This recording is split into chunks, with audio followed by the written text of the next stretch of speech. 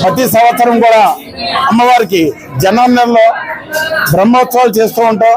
దానిలో భాగంగా డిసెంబర్ నెలలో 10వ తారీఖు దాటాక ఒక 15 రోజులు అమ్మవారి ఆలయం మూసివేయడం జరుగుతుంది.